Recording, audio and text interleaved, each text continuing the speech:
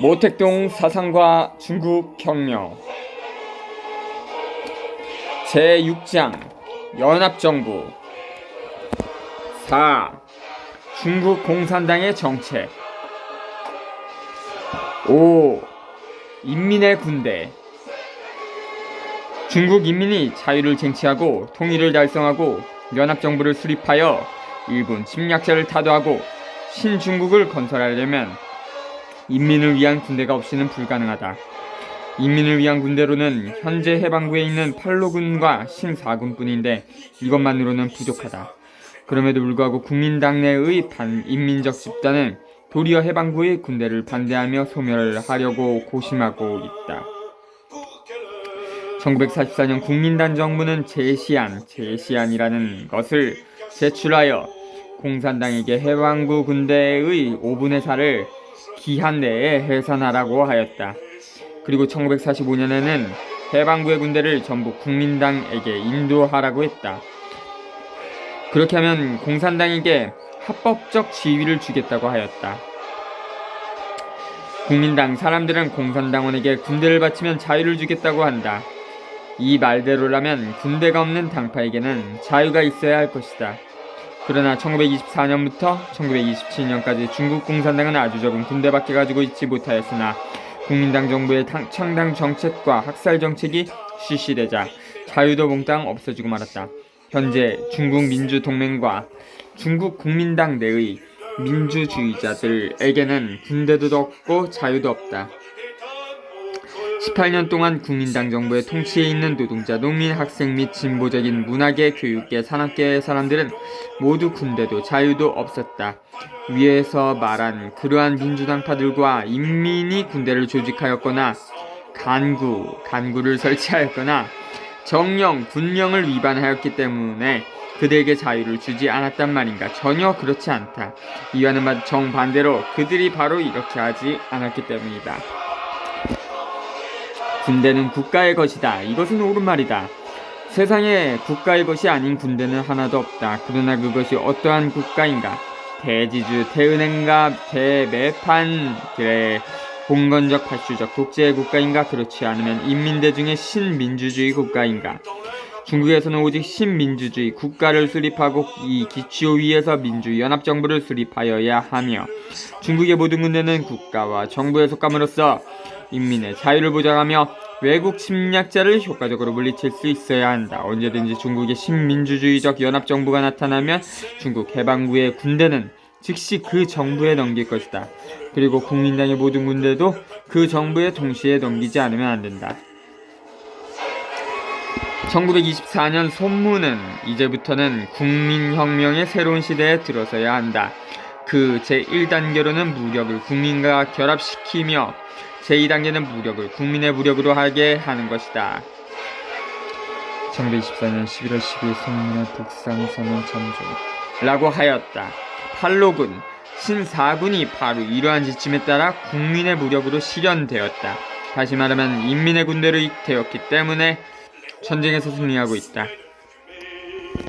국민당 군대는 북부할 전쟁의 전기에 있어서는 손문이 말한 제1단계를 실시하였기 때문에 전쟁에서 승리하였다.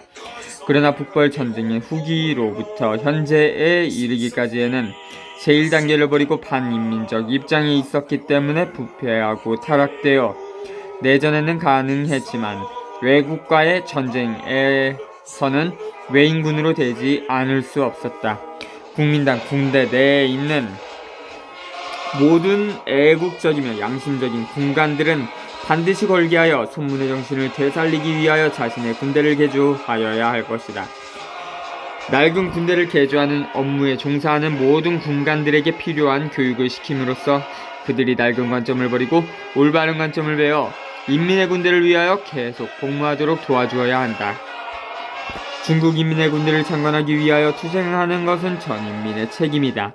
인민의 군대가 없이는 인민에게 아무것도 있을 수 없다. 이 문제에 대하여 공론만 하여서는 결코 안 된다. 우리 공산당원들은 중국 군대의 개혁 사업에 참여할 용의를 가지고 있다. 팔록군 신사군은 인민과 단결하여 일본 침략자를 반대하고 중국 해방구를 반대하지 않는 모든 군대를 자신의 우군으로 간주하고 협조를 하여야 한다. 6. 토지 문제. 일본 침략자를 쳐부수고 신중국을 건설하기 위해서는 반드시 토지 제도를 개혁. 토지 문제는 중국 최대의 정치, 경제, 사회 문제이며 손문의 삼민주의의 민세 원칙에도 경자유전과 토지의 평등한 분배가 그 중심의 주제의 하나이다. 한편 몽택동의 토지 문제는 정책의 가장 중요한 부분이며 몽택동의 1927년 호남 농민 운동 고찰 보고가 그 대표적이다. 몽택동의 토지 개혁은 강서 시대에서 시작되었는데 1927년부터 1937년 사이에 공산당은 부르주아지 민주주의 토지혁명을 주장하였으며 사유토지를 기본으로 하지만 대지주 등의 토지를 몰수하고 경자유전의 원칙에 따라 분배하는 정책을 강조했다. 그러나 토지의 상한, 농민계급의 정의, 토지개혁의 방법 등에 관하여는 다양한 의견이 있었다. 특히 1930년 5월에 이립산의 토지법, 지소의 토지의 국유화와 경작자 토지의 보호를 골자로 하고 있음과 1930년 2월에 모택동의 토지법, 분홍을 포함하여 모든 경작자에게 균등한 토지 소유를 보장 등이 있었다. 그러다가 1931년 11월 중화 소비에트 공화국 제1차 전국대회에서 토지의 균등한 분배 원칙에 따른 토지정책이 채택되었으며 1950년 토지개혁법이 통과된 이후에도 계속 토지개혁 정책은 변하고 있다. 개혁하여 농민을 해방하여야 한다. 손문의 경자유전의 주장은 현재 자산계급 민주주의적 성격의 혁명 시기에 있어서 정확한 주장이다. 왜 현 시기의 혁명을 자산계급 민주주의적 성격의 혁명이라고 하는가? 그것은 이 혁명의 대상이 자산계급 일반에 있지 않고 민족적 억압과 봉건적 억압에 있기 때문이다. 이 혁명은 사유재산을 폐지하는 것이 아니라 사유재산을 보호하는 것이며 이 혁명의 결과는 노동계급이 혁명을 직결하여 중국을 사회주의 방향으로 발전하도록 이끌 수 있게 하는 것이다. 그러나 한동안 여전히 자본주의 발전을 걷게 된다. 경자유전이라는 것은 토지를 봉건적 착취자의 수중으로부터 농민의 수중으로 넘기며 봉건주주의 사유재산을 농민의 사유재산으로 만들며 농민들을 봉건적 토지관계로부터 해방시키며 그렇게 함으로써 농업국을 공업국으로 전환시킬 가능성을 조성하는 것이다. 그렇기 때문에 경자유전이란 주장은 무상계급 사회주의적 성격을 띤 주장이 아니라 자산계급 민주주의적 성격을 띤 주장이며 우리 공산당원들만의 주장이 아니라 모든 혁명적 민주 세력의 주장이다. 다른 점이라면 중국의 상황에서 우리 공산당원들이 이 주장을 확실하게 실천하려는 것이다. 어떠한 사람들이 혁명적 민주 세력인가? 노동자 계급이 가장 철저한 혁명적 민주 세력이라는 것은 두말할 필요가 없다. 그 다음은 농민이 최대의 혁명적인 민주 세력이다. 봉건적 잔재가 남아있는 일부 농민을 제외한 농민의 절대 다수는 적극적으로 경자 유전을 요구하고 있다. 도시, 소자산계급도 혁명적 민주 세력이다. 경자 유전에 의해 농업, 생산력을 발전시키는 것은 그들에게 유리한 것이다. 자산계급은 동요하고 있는 계급이다. 그들에게는 시장이 필요하기 때문에 그들도 경자유전에 찬성하지만 그들의 대부분은 농지와 연계를 가지고 있기 때문에 그들 중에 많은 사람들은 경자유전을 두려워하거나 반대한다.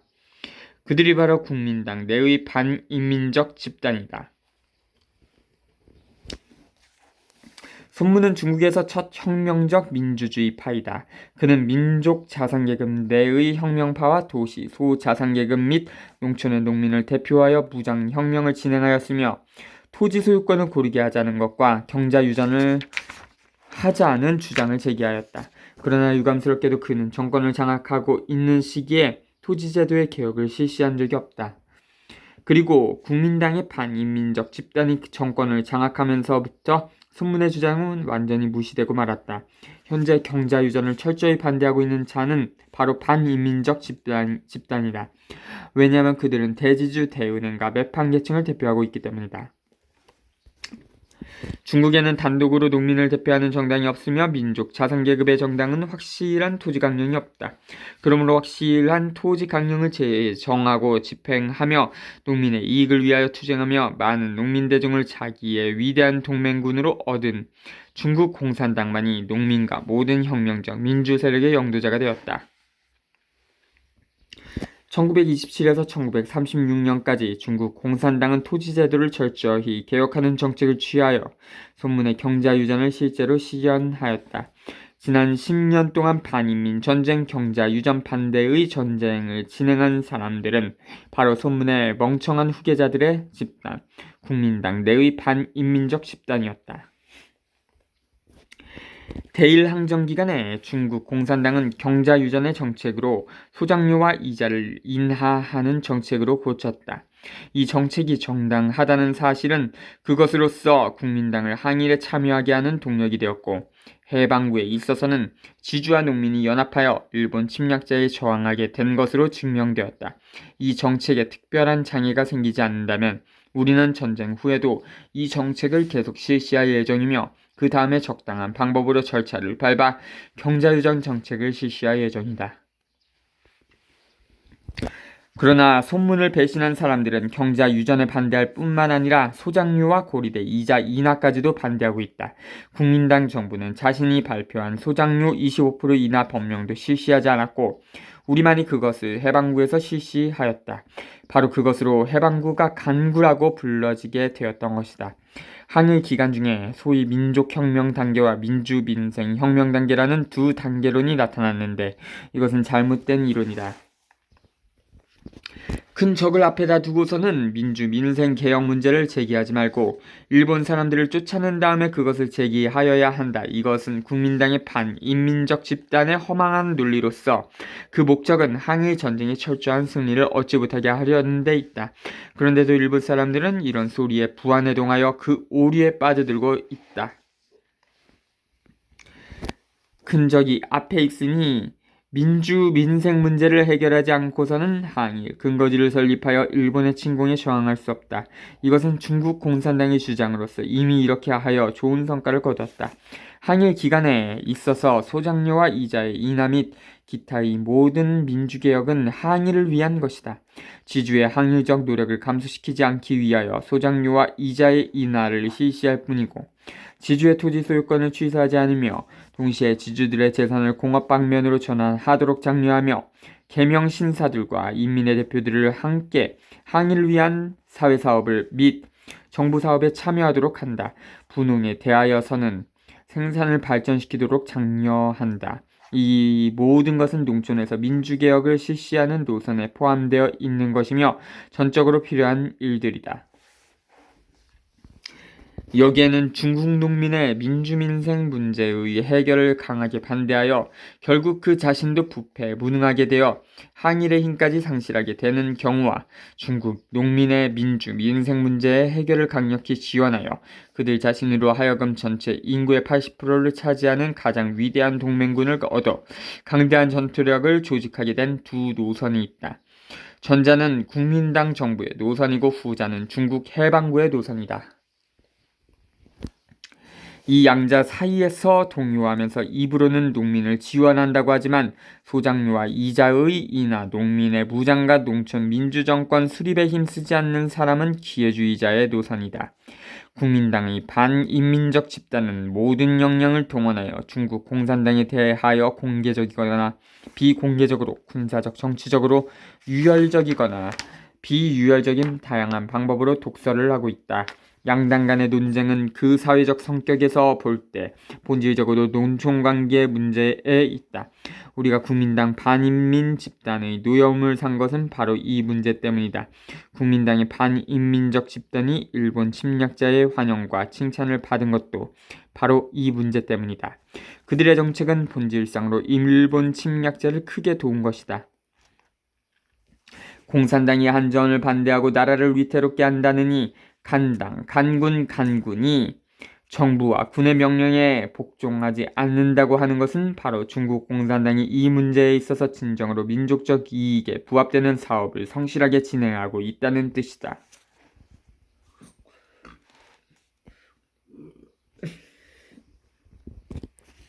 농민은 중국 노동자의 전신이다. 앞으로도 수천만의 농민들이 도시로 들어가고 공장으로 들어가게 될 것이다. 만일 중국의 강대한 민족공업을 건설하고 많은 근대적 대도시들을 건설하는 것이 필요하다면 농촌 인구를 도시 인구로 전환시키기 위한 긴 과정이 있어야 한다. 농민은 중국 공업시장의 주체이다. 오직 그들만이 가장 풍부한 양곡과 원료를 공급하며 가장 대량적인 공업 제품을 소화할 수 있다. 농민은 중국 군대의 원천이다. 병사는 군복을 입은 농민으로서 일본 침략자의 불구 대천의 원수이다. 농민은 현 단계의 중국 민주정치의 주요 역량이다. 중국의 민주주의자들이 3억 6천만 농민 대중의 도움을 얻을 수 없다면 그들은 아무것도 이룰 수 없다. 농민은 현 단계의 중국 문화 운동의 주요 대상이다. 문맹, 태친이 교육의 보급이니 대중적, 문학예술이니 국민위생이니 하는 것들도 3억 6천만의 농민을 도외시하고는 대부분이 공론으로 되고 말 것이 아닌가. 내가 이렇게 말하는 것은 물론 약 9천만을 차지하는 기타 인민들의 정치, 경제, 문화에서의 중요성을 경시하는 것이 아니며 특히 정치적으로 가장 각성되었고 따라서 전반 혁명운동을 영도할 자격을 가지고 있는 노동계급을 경시하는 것이 아니다. 이 점에서 오해가 있어서는 안 된다. 이 모든 것을 인식하는 것은 중국 공산당원뿐만 아니라 모든 민주 세력들에게 있어서도 전적으로 필요한 것이다. 토지제도가 개혁되면 소장료와 이자의 인하와 같은 작은 개혁일지라도 농민의 생산 의욕은 높아질 것이다. 그런 다음 농민들을 도와 점진적으로 농업 생산 합작사, 협동조합과 다른 협동조합을 농민 스스로 조직한다면 생산력은 한층 높아질 것이다. 이러한 농업 생산 합작사는 현 시기에 있어서 아직 농민의 개인 경제의 기초 위에 농민의 사유재산의 토대 위에 수립된 집단적 상부상조인 노동조직 예컨대 변공대, 호조조, 환공반과 같은 것에 불과하지만 그 노동 생산 능률의 증가 및 생산량의 증대는 놀랄 정도로 크다. 이러한 제도는 이미 중국 해방구에서 실시되고 있으며 앞으로 더욱 확대 보급시켜야 할 것이다. 그런데 지적하여야 할 것은 변공대와 같은 유형의 협동조직은 원래부터 농민들 가운데 있던 것이지만 그것은 농민들 자신들의 비참한 생활을 구제하기 위한 방법에 불과하였던 점이다. 현재 중국 해방구의 변공대는 그 형태와 내용이 달라졌으며 그것은 농민 대중이 자신들의 생산을 발전시켜 부유한 생활을 하기 위한 방법으로 변화되었다. 중국의 모든 정당들의 정책과 그 실천은 그것이 중국 인민들의 생산력 발전에 도움을 주는가 못 주는가, 생산력을 속박하는가 아니면 생산력을 해방시키는가 하는 사실로 그 좋고 나쁨의 성패가 달렸다.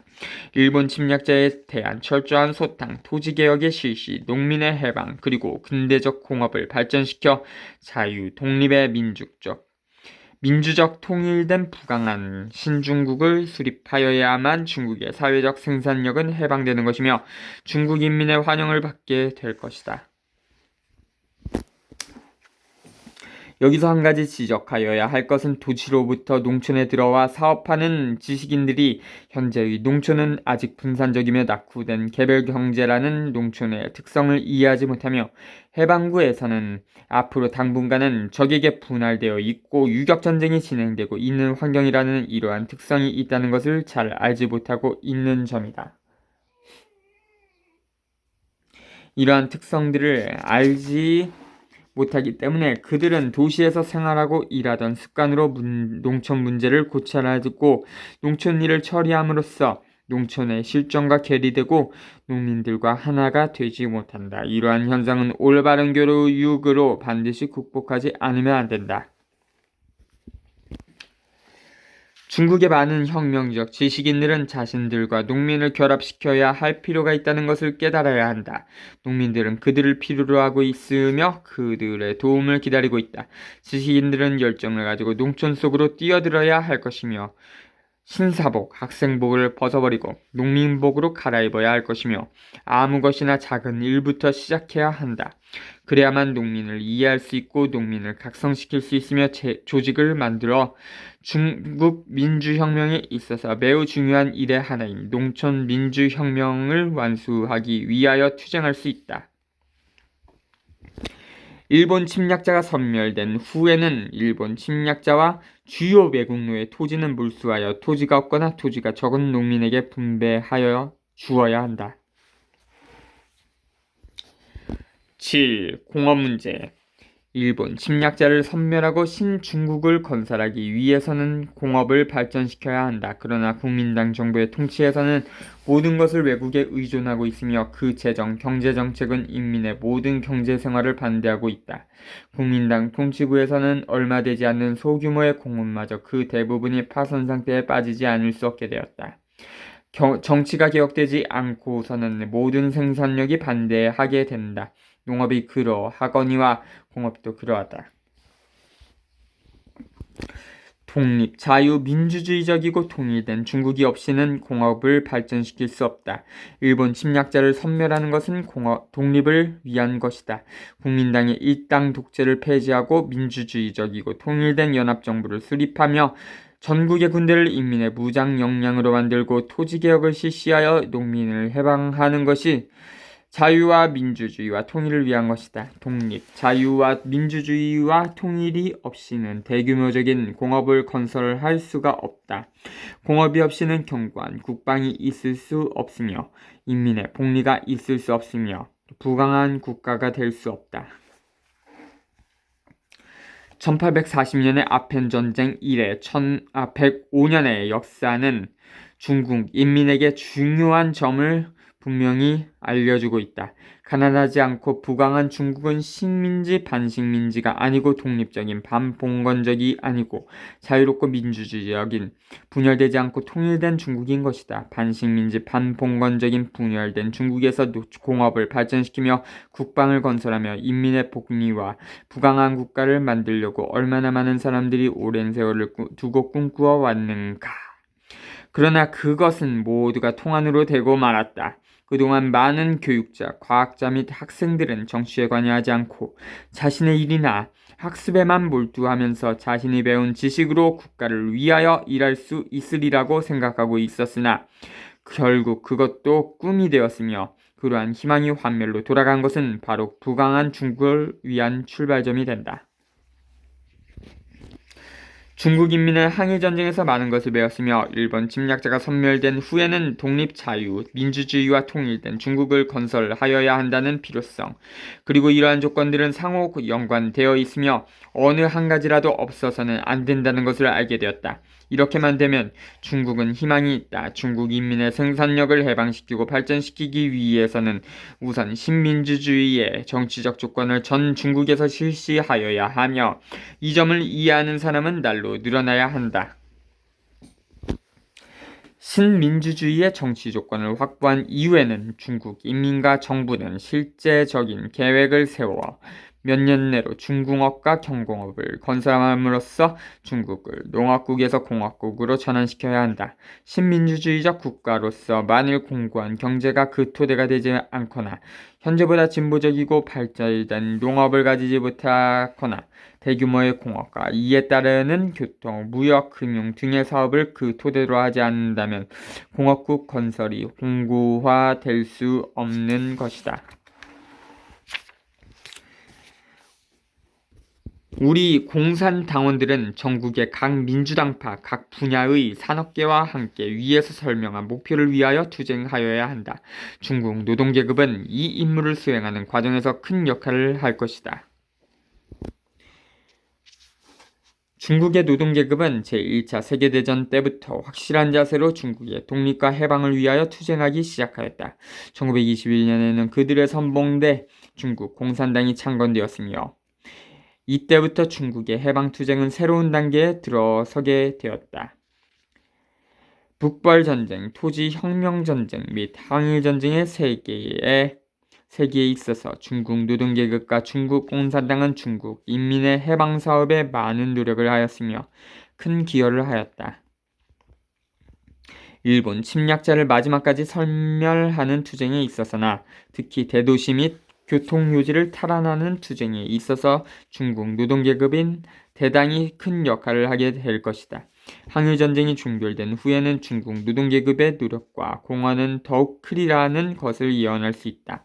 중국 노동계급의 임무는 신민주주의 국가를 창건하기 위하여 투쟁하는 것일 뿐만 아니라 중국의 공업화와 농업의 근대화를 위하여 투쟁하는 것이다. 신민주주의 국가 제도에서는 노사 간의 이해관계를 조절하는 정책을 취하게 될 것이다. 한편으로는 노동자의 이익을 보호하며 상황에 따라 8시간 내지 10시간 노동제가 실현될 것이며 실업구제와 사회보험을 실시하고 노동조합의 권리를 보장할 것이다. 다른 한편으로는 국가기업, 개인기업 및 합작사 기업의 정당한 이윤을 보장하며 공사 쌍방 및 노사 쌍방이 공동으로 공업 생산을 발전시키기 위하여 노력하게 할 것이다. 일본 침략자가 섬멸된 이후에는 일본 침략자와 주요 매국노들의 기업 및 재산을 몰수하여 정부에서 처리하게 될 것이다. 8. 문화, 교육 및 지식인 문제. 민족적 억압과 봉건적 억압으로 중국 인민이 받은 재난 중에는 민족 문화의 재난도 포함된다. 특히 진보적 의의를 가진 문화사업과 교육사업, 진보적인 문화, 인과, 교육자들이 받은 재난은 더욱 심각하였다. 민족적 억압과 봉건적 억압을 제거하고 신민주주의 국가를 수립하기 위해서는 인민의 교육자와 교원, 인민의 과학자, 기술자, 기사, 의사, 신문, 기자, 저술가, 문학가, 예술가와 보통의 문화인들이 많이 필요하다. 그들로 하여금 인민을 위하여 봉사하게 하여 인민과 정신적으로 하나가 되어 열심히 일하게 한다. 지식인들이 인민을 위하여 좋은 일을 한다면 존중해야 하며 그들을 국가와 사회의 귀중한 재산으로 간주하여야 한다. 중국은 민족적 억압과 봉건적 억압으로 인한 문화적으로 후진국이므로 중국 인민해방투쟁은 지식인을 절실히 요구하고 있다. 따라서 지식인 문제는 특히 중요한 문제로 되고 있다. 지난 반세기에 걸친 인민해방투쟁, 특히 오사운동 이래의 투쟁과 8년간의 항일전쟁 과정에 많은 혁명적 지식인들은 중국 인민의 해방 위협에서 매우 큰 역할을 하였다. 앞으로의 투쟁에서도 그들은 더욱 큰 역할을 할 것이다. 그러므로 지금부터 인민정부는 많은 인민들 속에서 다양한 영역에서 지식인 간부를 양성하여야 하며 현재의 모든 유용한 지식인들은 단결하고 교육하는 데 유의하여야 한다. 인구의 80%를 차지하고 있는 문맹을 퇴치하는 것은 신중국 건설의 중요한 조건의 하나이다. 모든 노예적, 봉건주의적, 파슈적 문화와 교육은 올바른 계획과 확고한 방안을 세워서 없애야 할 것이다. 인민의 질병을 예방하고 치료하며 인민의 의료, 보건사업을 보급시켜야 한다. 과거, 문화인 과거, 교육자 및 과거, 의사들에 대하여서는 그들이 새로운 관점, 새로운 방법으로 인민을 위하여 일할 수 있도록 하여야 할 것이다. 중국의 국민 문화와 국민 교육의 목표는 신민주주의적이어야 한다. 다시 말하면 중국은 민족적, 과학적, 인민 대중적인 새로운 문화와 새로운 교육을 만들어야 한다. 외국 문화에 대하여 배타주의적 정책을 취하는 것은 옳지 못하다. 진보적인 외국 문화를 될 수 있는 대로 받아들여 중국 신문화 운동에 거울로 삼아야 한다. 외국 문화를 맹목적으로 받아들이는 것도 옳지 못하다. 중국 인민의 실제적 필요에 의하여 비판적으로 받아들여야 한다. 소련이 수립한 새로운 문화는 우리 문화를 수립하는 데 본보기가 된다. 중국의 고대 문화에 대해서도 무조건 배척할 것이 아니며 맹목적으로 수용하여서도 안 된다. 그것을 비판적으로 받아들여 중국의 새로운 문화를 수립하는 데 도움이 되게 하여야 한다. 9. 소수민족 문제. 국민당의 반인민적 집단은 중국에 여러 민족이 존재하고 있다는 것을 부인하고 한족 이외의 각 소수민족들을 종족, 이것은 장개석이 자기의 반혁명적인 소책자 중국의 운명에서 말한 것이다. 이라고 부르고 있다. 그들은 전적으로 청조정부와 북양 군벌정부의 반동 정책을 모두 계승하여 각 소수민족에 대하여 갖은 억압과 착취를 당하고 있다. 1944년 몽고적 인민들에 대한 학살 사건, 1944년부터 현재에 이르기까지 계속되고 있는 신강 소수 민족에 대한 무력적 탄압 사건, 그리고 최근 수년간의 감숙성 회족에 대한 학살 사건이 바로 그 증거이다. 이것은 한족주의의 잘못된 민족 사상이며 잘못된 민족 정책이다. 1924년 손문은 자신이 작성한 중국 국민당 제1차 전국 대표 대회 선언에서 국민당의 민족주의에는 두 가지 뜻이 있다. 그 하나는 중국 민족 자신이 해방을 쟁취하는 것이고 다른 하나는 중국 내의 각 민족이 모두 평등하다는 것이다. 국민당은 중국 내의 각 민족들의 자결권을 인정하며 제국주의와 군벌을 반대하는 혁명이 승리를 얻은 후에는 자유통일의 각 민족이 자유로 연합한 중화민국을 수립하여야 한다는 것을 정중하게 선언한다. 라고 하였다. 중국 공산당은 상술한 손문의 민족 정책에 전적으로 동의한다. 공산당원들은 각 소수민족의 많은 인민대중이 이 정책을 실현하기 위하여 노력하는 것을 적극적으로 도와주어야 하며 대중과 연계를 가지고 있는 모든 지도적 인물들도 망라한 각 소수민족의 많은 인민대중이 정치, 경제, 문화면에서의 해방과 발전을 쟁취하는 동시에 대중의 이익을 수호하는 소수 민족 자신의 군대를 세우는 것을 도와주어야 한다. 그들의 언어, 문자, 풍속, 습관 및 종교신앙은 존중되어야 한다. 이런 측면에서 그간 섬서 감수, 영하 변구 및 하부 각 해방구에서 몽고족과 회족에 대하여 취한 태도는 올바른 것이며 성과가 있었다. 10. 외교 문제. 중국 공산당은 대서양, 헌장 및 모스크바, 카이로, 테헤란, 크리미아 등 국제회의 대서양 헌장이란 1942년 8월에 미국과 영국이 대서양 해외회의를 끝내고 공동으로 발표한 문화입니다. 모스크바 회의란 1944년 10월에 소미 영 3개국의 외상이 모스크바에서 진행한 회의다. 테헤란 회의란 1944년 11월에서 12월에 소미 영 3개국이 이란에서로 테헤란에서 진행한 회의다. 크림 회의란 1945년 2월에 소미 영 3개국이 소련 남부 크림반도의 알타에서 진행한 회의다. 얄타 회담. 당시 이 모든 국제회의들은 공동의 역량으로 파쇼 독일과 인민을 격파하는 동시에 전쟁 후에 있어서의 침략 세력과 파쇼 잔재의 재기를 방지하며 세계 평화를 유지하며 독립과 민주주의에 대한 각국 인민의 요구에 협력하기로 결정하였다. 그러나 전쟁 후 미영 정부는 이러한 국제적 협정을 배반하고 반대하였다. 의 결정들에 동의한다. 국제회의의 결정들에 동의한다. 왜냐하면 이러한 국제회의의 결정들은 모두가 파쇼 침략자를 섬멸하며 세계 평화 유지에 유리하기 때문이다.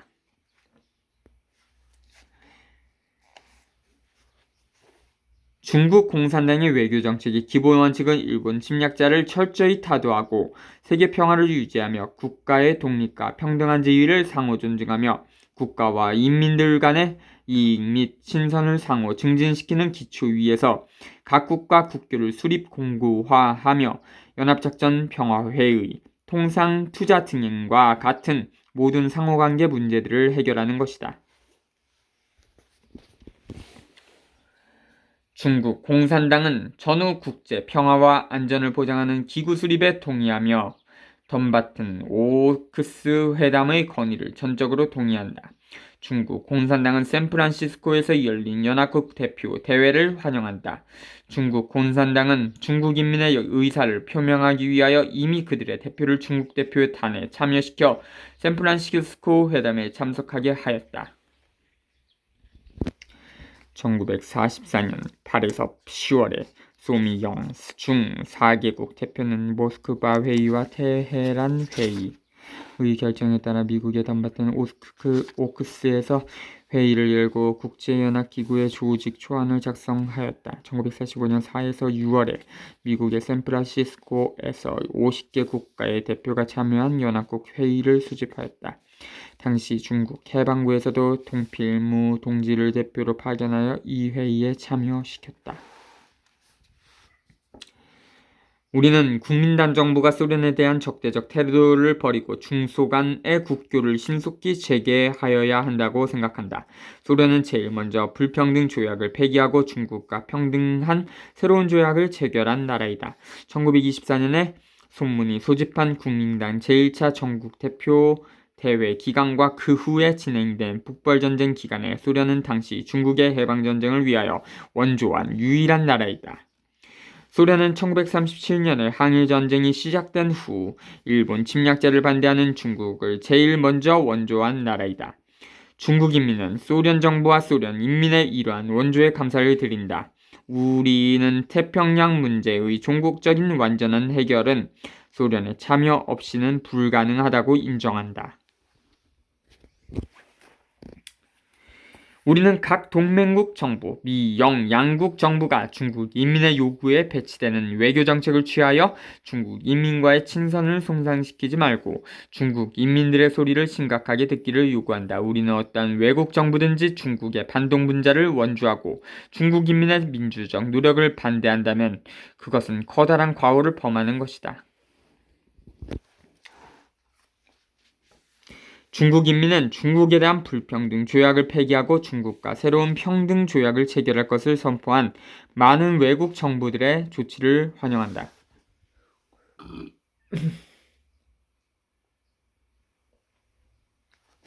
그러나 우리는 평등조약의 체결이 중국이 실제상의 진정한 평등적 지위를 취득하였다는 것을 의미하는 것이 아니라고 인정한다. 이러한 실제상의 진정한 평등적 지위는 결코 외국 정부가 부여하는 데만 의존하여 얻을 수 없다.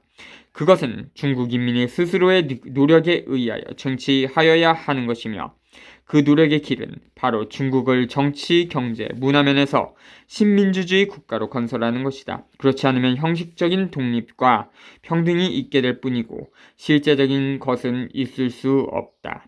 다시 말하면 국민당 정부의 현재 정책에 의거하여서는 도저히 중국의 진정한 독립과 평등을 가져올 수 없는 것이다.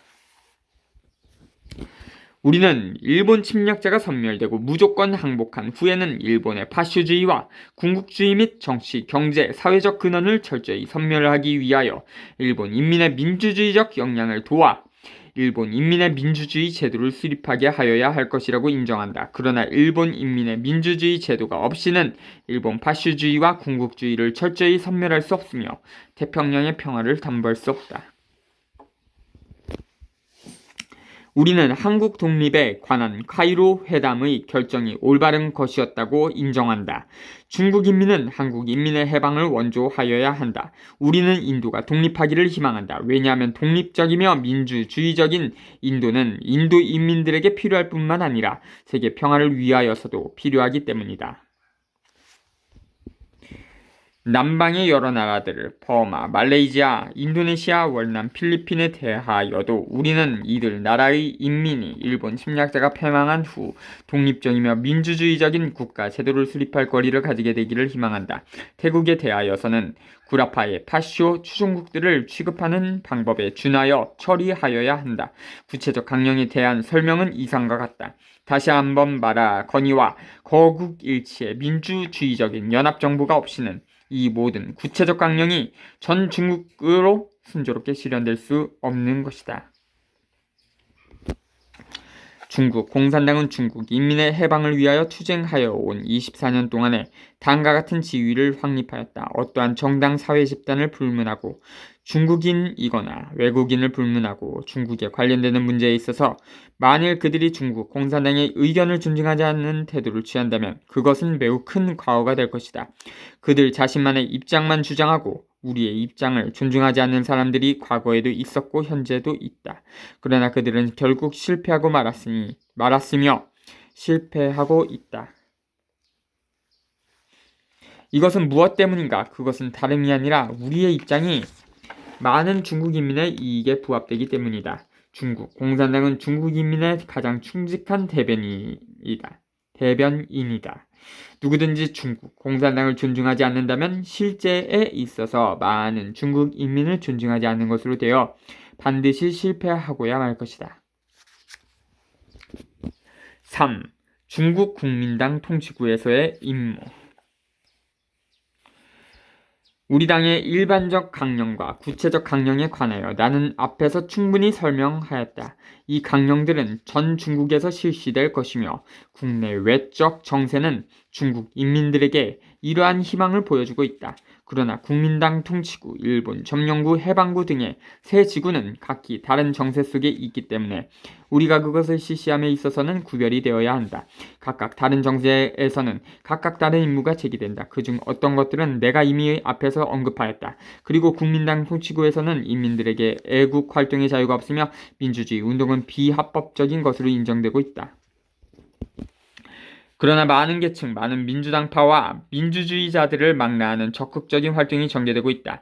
중국 민주동맹은 금년 1월에 국민당의 일당 독재를 종말짓고 연합정부를 수립할 것을 요구하는 선언을 발표하였다. 사회 각계에서도 이러한 성질의 선언을 발표한 것이 많다. 국민당 내에서도 이러한 성질의 선언을 발표한 것이 많다. 국민당 내에서도 많은 사람들이 국민당의 정책에 대하여 불신과 불만을 표시하고 있으며 국민당이 많은 인민 속에서 고립되고 있는 것을 느끼고 민주주의적 개혁의 실시를 요구하고 있다. 중경 등시에서 노동자, 문화계, 학생들, 교육계, 여성계, 상공업계, 공무원 및 일부 군인들의 민주주의 운동이 점차 진행되고 있다. 이 모든 것을 억압당하고 있는 모든 계층들의 민주주의 운동이 점차 같은 목표를 향하여 합류되고 있다는 것을 보여주고 있다. 그러나 이 운동의 사회 기층의 사람들이 아직 광범하게 참여하지 못하고 있으며 매우 중요한 지위에 있으면서도 아직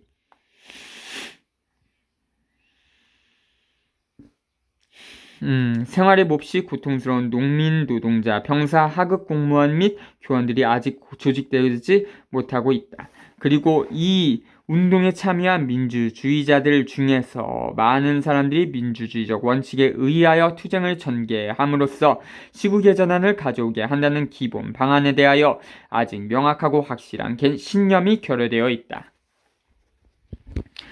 그러나 서서히 억압당하고 있는 모든 계층 당파 및 사회 집단들로 하여금 점차적으로 각성하고 단결하지 않을 수 없게 하고 있다. 국민당 정부가 제 아무리 탄압한다 하여도 이 운동의 진행을 막을 수는 없다. 국민당 통치구에서 억압당하는 모든 계층 당파 및 집단들의 민주주의 운동을 한층 발전시키고 그 분산된 역량을 점차 통일시켜 민족적 단결을 실현하며 연합정부를 수립하며 일본 침략자를 섬멸하고 신중국을 건설하기 위하여 투쟁하여야 한다.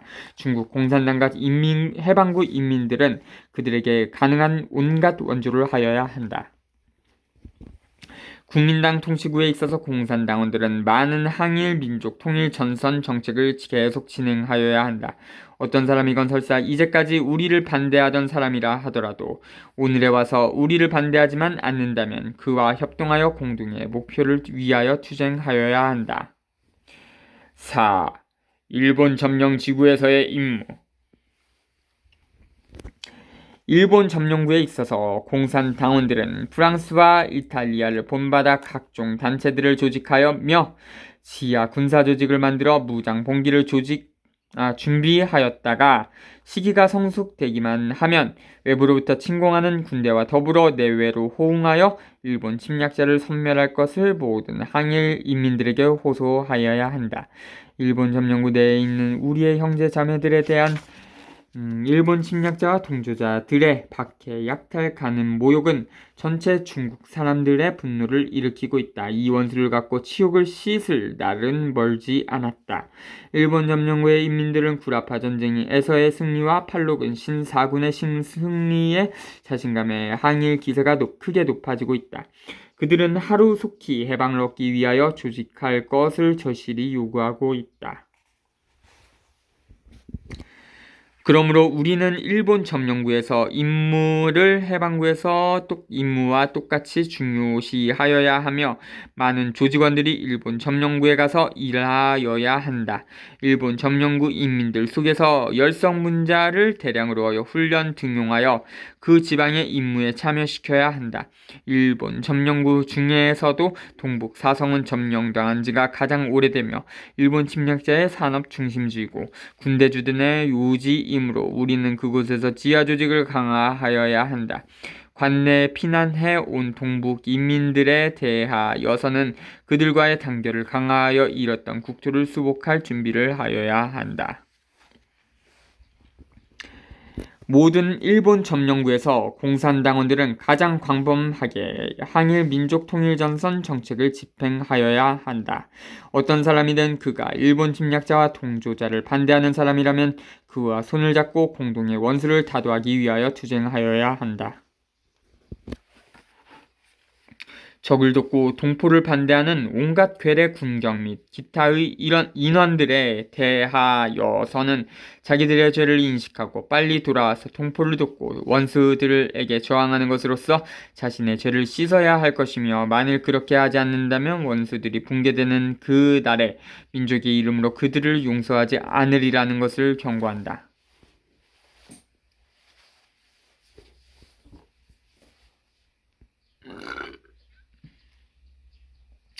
공산당원들은 군중이 있는 모든 괴뢰 조직들에 대하여 그들을 쟁취하기 위한 임무를 진행함으로써 기만당한 군중을 민중의 원수들을 반대하는 전선에 서게 하여야 한다. 동시에 큰 죄를 짓고도 뉘우치려 하지 않는 극악한 매국노들에 대하여서는 철저한 조사를 하여 국토가 수복된 후에 그들을 법에 의하여 징벌하여야 한다. 국민당 내의 반동분자가 매국노들을 조직하여 중국 공산당 팔로군 신사군 및 기타의 인민군대를 반대하고 민족을 배반하는 범죄 행위에 대해서는 그들에게 경고를 주어 하루속히 자신의 죄를 뉘우치게 하여야 한다. 만일 그들이 뉘우치지 않는다면 국토가 수복된 후에는 결코 용서 없이 매국노와 동일하게 엄벌할 것이다. 5. 중국 해방구에서의 임무. 지금 우리 당은 신민주주의 강령을 해방구에서 전면적으로 실행하는 과정에 있으며 이미 커다란 성과를 거두었고 거대한 항일 역량으로 직결시켰으며 앞으로도 각 방면에서 이 역량을 발전시키며 공고화하여야 한다. 현재 해방구의 군대는 적과 괴뢰군에게 점령당하고 있으나 탈환할 수 있는 모든 지방을 침공함으로써 해방구를 확장하고 일본 점령구를 축소시켜야 한다. 그러나 적은 아직도 강력하며 해방구를 침략할 수 있으므로 항상 주의를 게을리하여서는 안 된다. 해방구의 군대와 인민은 항상 적이 침략할 경우 이를 분쇄할 준비를 갖추고 있어야 하며 해방구를 공고화하기 위한 모든 업무에 주의를 기울여야 한다. 해방구의 군대, 유격대, 민병 및 자위군을 확대하며 정비와 훈련을 강화하여 전투력을 증강시킴으로써 침략자를 섬멸하기 위한 충분한 역량을 준비하여야 한다. 해방구에 있어서 군대는 정부를 지지하고 인민을 위하는 사업을 진행하며 정부도 인민들을 영도하여 군대를 지지하고 항일군인 가족을 우대함으로써 국민관계를 개선하여야 한다. 지방적 성격을 띤 연합정부의 사업이나 사회사업에 추진함에 있어서 공산당원들은 모든 민주주의자들과 신민주주의 강령의 기초 위에서 계속 협동하여야 한다. 마찬가지로 군사사업에서도 공산당원들은 우리와 합동하려는 모든 항일 민주주의자들과 더불어 해방구 군대와 서로 함께 하여야 한다. 노동 근로 대중의 항일과 생산력의 적극성을 높이기 위하여서는 소장료와 이자를 인하하고 노동자 사무원의 대우를 개선하는 정책을 집행하여야 한다. 해방구에 종사하는 사람들은 경제활동에 관심을 가져야 한다. 모든 가능한 역량을 동원하여 해방구의 농업, 공업 및 무역을 크게 발전시켜 군대와 인민의 생활을 개선하여야 한다. 이 목적을 위하여 노동 경쟁을 실시하고 우수 노동자와 모범 근로자를 표창하여야 한다. 도시에서 일본 침략자를 몰아난 후에 우리의 노동자들에게 도시 경제를 빨리 배우게 하여야 한다. 해방구의 인민, 대중노동자, 농민, 병사들의 대중적 의식을 높이게 하고 간부들을 많이 양성하기 위하여서는 해방구의 교육 문화를 발전시켜야 한다. 해방구의 문화인과 교육자들은 현재 농촌의 특성에 근거하여 농촌 인민의 요구와 희망에 따라 그에 부합한 내용과 형식을 갖추어야 한다. 해방구의 모든 사업을 추진하는 데는 현지 사정에 따라 인력과 물자를 아껴야 하며 어떠한 지방에서든지 장기적인 계획을 세워 물자를 남용하거나 낭비하는 일이 없도록 하여야 한다. 이렇게 하는 것은 일본 침략자를 섬멸하기 위한 것일 뿐만 아니라 신중국을 건설하기 위한 것이다. 해방구의 모든 사업을 추진함에 있어서의 현지의 사람들이 사업을 관리하도록 도와주어야 하며 현지 인민 중에서 그 업무를 할 수 있는 우수한 사람들을 간부로 양성하는 데 노력하여야 한다. 모든 외지에서 온 사람들이 현지의 사람들과 서로 협력하지 않거나 현지 간부를 도와주지 않으면 중국 농촌 민주주의 혁명의 임무를 완수할 수 없다. 탈록은 신사군 및 기타의 인민군대는 어느 곳에 가든지 현지의 인민을 도와주고 그 지역 인민의 간부가 영도하는 민병과 자위군을 조직하여야 한다. 그리고 현지 인민의 간부가 영도하는 지방부대와 지방군을 조직하면 현지의 사람이 주도하는 주력부대와 주력군을 조직할 수 있다. 이것은 매우 중요한 임무이다. 이 임무를 완수하지 못한다면 공고한 항일 근거지를 창설할 수 없으며 인민의 군대를 발전시킬 수도 없다. 물론 현지의 모든 사람들은 외지에서 온 혁명 일군과 인민군대를 열렬히 환영하고 도와주어야 한다. 은폐하고 있는 민족 반대 분자에 대처하는 문제에 관하여 모든 사람들이 주의를 기울이지 않으면 안 된다. 왜냐하면 알려진 원수와 은폐하고 있는 민족 반대 분자는 식별하기 어렵고 처치하기도 어렵기 때문이다. 그러므로 후자에 대하여는 엄격한 태도를 취하여야 하며 처리할 때에는 신중한 태도를 취하여야 한다. 종교와 신앙의 자유는 원칙에 근거하여 중국 해방구에서는 다양한 종교의 신앙을 허용한다. 기독교나 천주교, 이슬람교나 불교, 기타의 어떤 종교라도 그 신자들이 인민정부의 법률을 준수하기만 한다면 인민정부는 그들을 보호한다. 종교를 믿거나 믿지 않거나 모두 그들의 자유이므로 압박하거나 차별하여서는 안 된다. 우리의 이 대회는 각 해방구의 행동을 통일하며 각 해방구에서 항일 사업을 강화하며 국민당 통치구 인민들의 항일 민족주의 운동을 원조하며 일본 점령구 인민들의 지하운동을 원조하며 전국 인민의 단결과 연합정부의 수립을 촉진하는 문제 등을 토의하기 위하여 연안에서 중국 해방구 인민 대표회의를 소집할 것을 각 해방구 인민들에게 제의하여야 한다. 중국 공산당 제7차 전국대표회의 후 연안에서 중국 해방구 인민대표회의 준비위원회가 성립되었으며 동시에 각 해방구 대표들이 모여 공동으로 준비위원회를 열었다. 일본이 항복한 후 시국의 변화로 인하여 중국 해방구 인민대표회의는 열리지 못하였다. 자주